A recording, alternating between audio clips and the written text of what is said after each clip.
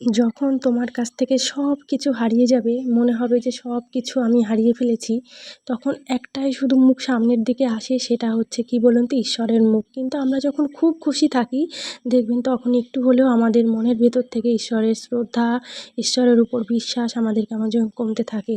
কিন্তু বিশ্বাস করুন, আমি তেমন কোনো দিনও সেরকম সিচুয়েশান আমার আসেনি যে ঈশ্বরকে আমি ভুলে যাব বা কোনো কিছু। আমার জীবনে প্রত্যেকটা মুহূর্তে আমার কাছে ঈশ্বর সবথেকে স্পেশাল ছিল এবং আমি ওনাদেরকে এত এত বিশ্বাস করেছি, হয়তো আজকে তারই ফলাফল আমি পাচ্ছি। তবে এইটুকুই আমি ঈশ্বরকে বলবো যে যতই বেদনা দেন, যতই কষ্ট দেন না কেন, তার যেন আমি সহ্য করার ক্ষমতাটা পাই।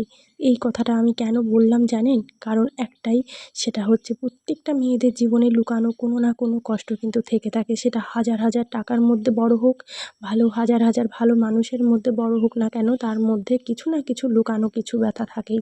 তো যাই হোক, আমি এই সময়টা জানি না কিভাবে পার করব, হয়তো পারও হয়ে যাবে।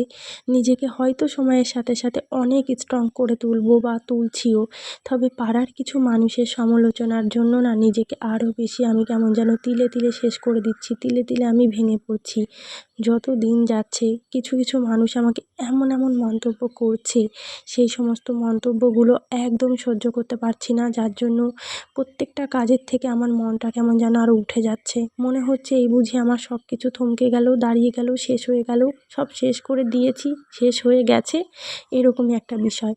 একটা মানুষ এসে পাশে দাঁড়িয়ে কখনো বলবে না, যখন আপনার খারাপ সময় চলবে বা আমার খারাপ সময় চলছে, কেউ মাথার উপরে হাতটা রেখে বলবে না, ঠিক আছে, যা হয়েছে হয়েছে, সামনের দিকে এগোনোর চেষ্টা করো বা সামনের দিকে এগোনোর চেষ্টা কর। সেটা কেউ কখনোই বলছে না, বলবেও না।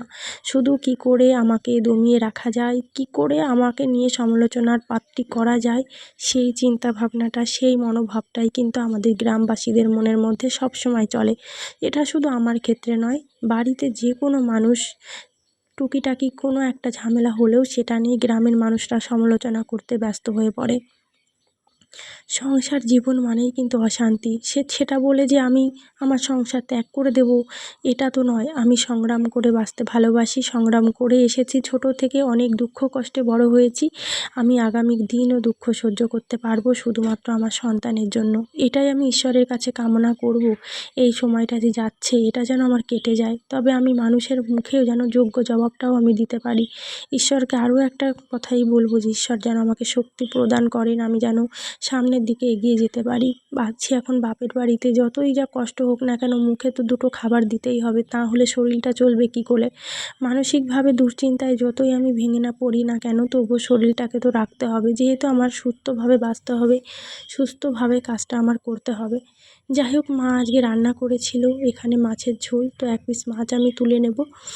রাত্রেবেলা তো আমি এখন ভাতই খেয়ে নিয়েছি, রুটিটা একদম মুখে আমার যাচ্ছে না, ভালোই লাগছে না, কোনো জিনিস খেতেও ইচ্ছে করছে না। আর এই দিকে এই দেখুন, বোন খেতে বসে গেছে, ভাই খেতে বসে গেছে, আমি মা সকলেই খেতে বসে গেছি। বড় ব্লগ দিতে পারলাম না।